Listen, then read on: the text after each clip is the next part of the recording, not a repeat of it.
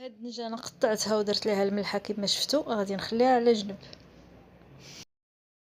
بهذه الطريقه ممكن نديروا الخضره اللي اغلبيه ما كيديرهاش في الطاجين، بحال اللفت والدنجال. هذاك الماء ديالهم كيخسر لينا المذاق ديال الطاجين. من بعد ما درت شويه ديال الماء والعطريه بلاصه الربيع درت هذاك الفلفله، والطريقه معروفه. درت هاد خيزو قطعته هكايا رقيق، واخا كتشوفوه كتير ولكن راه ملي كيطيب كيتبخر ما كيبقاش يبان. هنايا الدجاجه ديالي هزيتها كما كتشوفوا، حطيتها درت ليها البلاصه ديالها خشيتها تماك.